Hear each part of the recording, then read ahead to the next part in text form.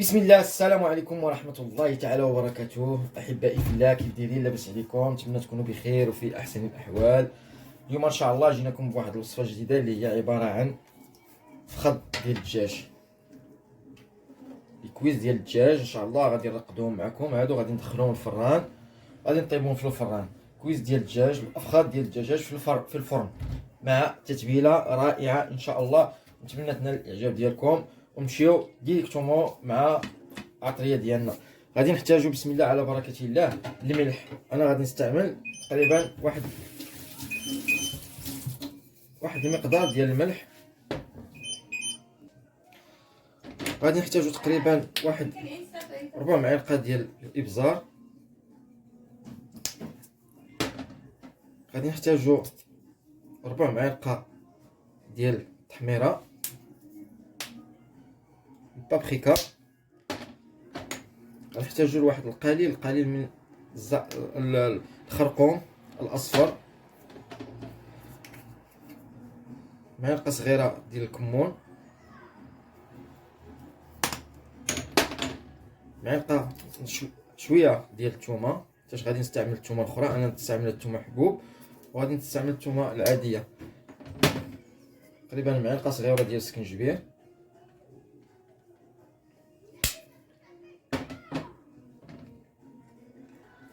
وغادي نحتاجو الاعشاب المنسمه القليل، واحد المعلقه صغيره ما عامراش بزاف. اخوان غادي نستعملوا لواحد شويه لي شالوط اللي هي البصله المجففه. بالنسبه اللي ما عندوش هذه ممكن يشلط بصله صغيره ويضيفهم معاهم، ضيفوا واحد المعلقه صغيره تقريبا. وغادي نضيف عليهم القزبر والمعدنوس،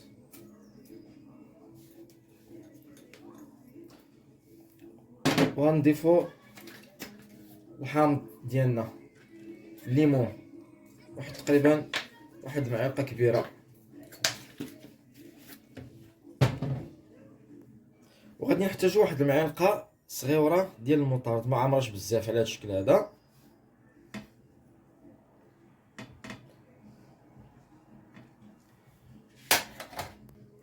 وغادي نحتاجو معلقه صغيره ديال الصوجا.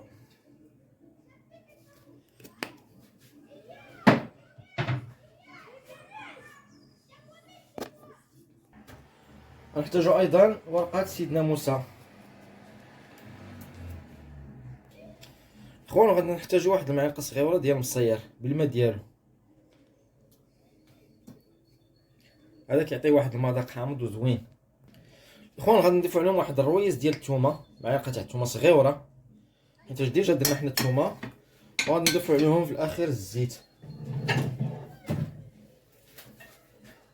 هنا عندي الزيت لوسيور مع الزيت العود، تقريبا واحد 2 معالق حتى 3 معالق كبار. الى هنا غادي نكونوا كملنا المقادير ديالنا ديال العطريه ديال الدجاج ديالنا. اخوان من بعد غادي نخلطوا المقادير ديالنا كاملين مع بعضياتهم باش يتمازجوا لنا المكونات على هذا الشكل هذا. ومن بعد غادي نضيفوا عليهم الدجاج ديالنا. بسم الله. قبل ما غادي نضيفوا الدجاج ديالنا الاخوان غادي نحاولوا نحلوه على هذا الشكل هذا باش تدخلنا العطريه ديالنا ليه كامله. غادي نستمروا على هذه العمليه هذه على هذا الشكل هذا الاخوان. من بعد الاخوان ما شرحنا الدجاج ديالنا غادي نبداو نضيفوه شويه بشويه ونعمروه بالعطريه ديالنا على هذا الشكل هذا باش تشرب في هذيك العطريه. حاولوا دخلوا في العطريه مزيان. بالنسبه لي انا عندي 4 الخوذه ديال الدجاج، كله على حساب عدد الاسره ديالو.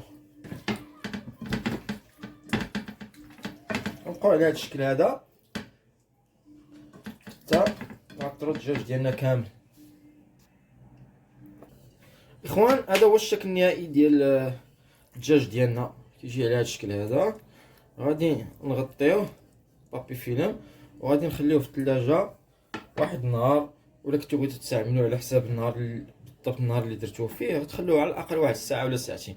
انا غادي نخليه يترقد على خاطرو ويشرب هذيك العطريه مزيان، ومن بعد نرجع معكم ان شاء الله في الشكل باش غندخلوه للفران. اخوان عدت لكم من جديد بعد ما خليت الدجاج ديالي واحد، هذا خليته انا يومين باش ترقد لي الدجاج ديالي، خليته يومين، وي يومين باش يلاه يشرب العطريه ديالو مزيان. ها هو فيه واحد الريحه يا سلام كما كتشاهدوا معايا اخوان. هاد الدجاج ديالنا بعد ما ترقد اصبح على هاد الشكل هذا، غادي نستعملو في هاد فاش هي كتدخل الفران.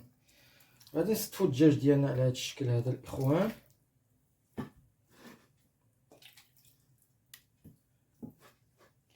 غادي نحاولوا ندخلوه على هاد الشكل هذا وندخلوه الفران الاخوان. بعد ما الفران ديالي سخن غادي ندير عليه بابي ديال الطبخ، بابي كويسون، وغادي نضيف عليه بابي الومنيوم. من الاحسن نديرو بابي كويسون هو الاول، عاد نديرو بابي الومنيوم على هاد الشكل هذا.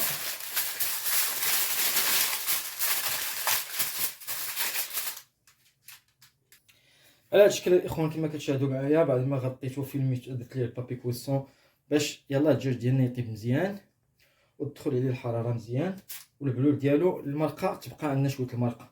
دابا غادي نديرتو الفران شعلتو، غنديرو في عافيه مهيله وغادي ندخلو الفران ونخليه يطيب اقل على الاقل واحد الساعه. يعني درتو في عافيه مهيله بزاف باش يطيب على خاطرو. ابخي من غدوز واحد الوقيته نحسو بالدجاج ديالنا راه طاب، غادي نزولو عليه البابي كويسون والبابي الومنيوم باش يتحمر لنا من الفوق، ونرجعو معكم في الشكل النهائي الاخوه الاخوات. ما تزابيوش. كتشاهدوا معنا بعد ما الدجاج ديالنا طاب لينا على هذا الشكل هذا، من بعد حيدنا ليه البابي كويسون ورق الطهي وخليناه يتحمر واحد شويه. الزينه كيف اصلا كنلقاو المرقه ديالو، الزينه المرقه ديالو مع كيطلقوا اصلا المرقه. غادي نضيفوا عليها واحد المقدار ديال العسل. اخوان المرقه ديالنا ها هي، غنضيفوا عليها، غنهزوا المرقه ديالنا من الدجاج ديالنا وغنضيفوا عليها واحد المقدار ديال العسل.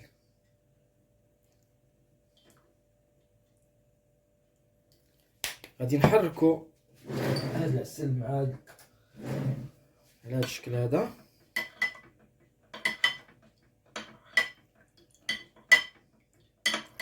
تيتمزج لنا العسل مع المرقه ديالنا. من بعد الاخوان غادي نسقيو به الدجاج ديالنا على هذا الشكل هذا. غادي الناس باش كيجي محمر كيجي كيعطي واحد البنه يا سلام. غادي نسقيو به الدجاج ديالنا على هذا الشكل هذا. وهاد الطريقه راه فعاله وكتجي زوينه الاخوان، نتمنى تجربوها. كيجي الدجاج بنين. نديرو ليها كومسا ونعاودو ندخلوه الفران ديالنا ونديروه من الفوقي باش يتحمر لينا. بالنسبه للدجاج ديالنا غادي نرافقو مع واحد الصلاد عاديه، غادي نحتاجو فيها غير الخس، البصله، الخيار، مطيشه. نبداو على بركه الله، نقطعو الخيار ديالنا او لي صالاد ديالنا.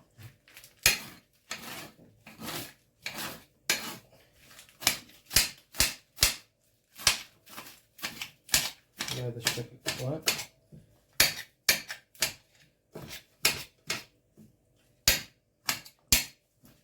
ديروها في السبانيه ولا في سميتها، ما عرفت سميتها، مشات عليا السميه. قطعوا المطيشه ديالنا، طوماط سوغيز ولا ما كايناش طوماط سوغيز ممكن نديرو مطيشه عاديه، اختيار تلقى المشاهدين.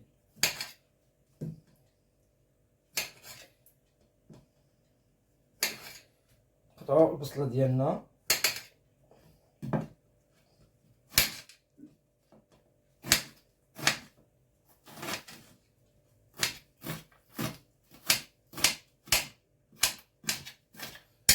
استمروا على هذا الشكل هذا الاخوان. بعد الاخوان نديروا الخيار ديالنا، الخيار كيجي زوين في السلطه.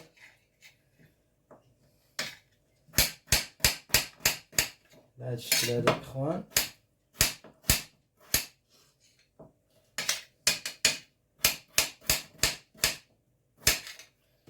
شوفوا بهذا القدر هذا.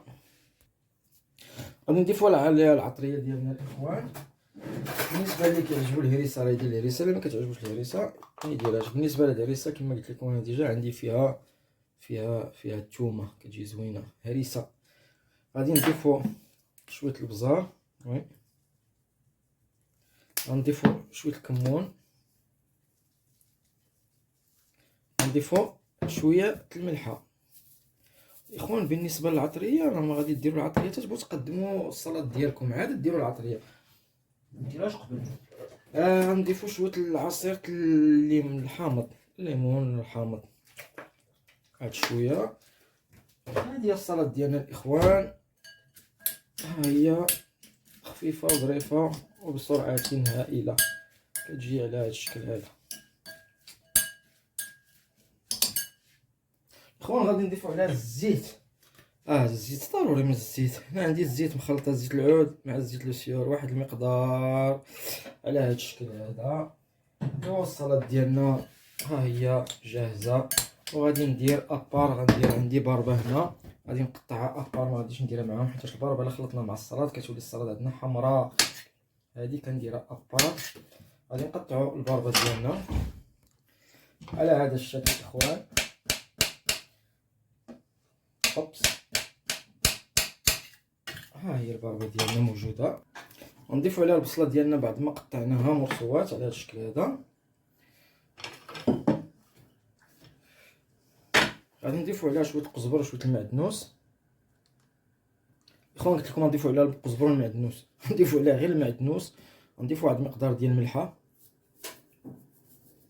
غنضيفو واحد المقدار ديال الابزار، الابزار الاسود، وغادي نضيفو معاهم اللي كيعجبني انا هو الخل. عقلتو على هذا الخل كيفكركم في رمضانيات، ها هو ديال البلاد. ونضيفو عليها الخل، كتعجبني تكون حامضانه هادي. ونضيفو واحد شويه الزيت، شويه الزيت، شوي شوي شوي شوي شوي شوي شوي شوي كوم سا سي بون. هي الباربه ديالنا كتجي على هذا الشكل هائله، يا سلام. اخوان عدت اليكم من جديد مع الشكل النهائي ديال لاطابل ديالنا، ديال الغدا ديالنا، ديال هاد الوصفه ديال اللي درنا اليوم. الدجاج ديالنا كيجي على هذا الشكل هذا كيف ما كتشاهدوا معايا. هذا هو الشكل النهائي ديال الدجاج ديالنا، كيجي محمر ومجمر ومشوي بعد ما ضفنا عليه العسل، كيجي يا سلام. ورافقناه مع الباربه ديالنا بعد ما درنا مع البصله، درنا لها القوام ديالها. والسلطه خفيفه ظريفه كتجي على هذا الشكل هذا. خيار مقطع شرائح طوال، والفريت ديالنا. هذا هو الشكل النهائي ديال الوصفه ديال اليوم. ان شاء الله تنال الاعجاب ديالكم، وما تبخلوش علينا بالجيمات، جيمات جيمات بزاف جيمات.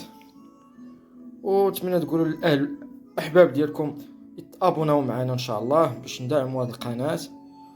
وشكرا شكرا شكرا على الميساجات الزوينين ديالكم. وفي وصفة قادمة ان شاء الله احبائي في الله، دمتم في رعاية الله.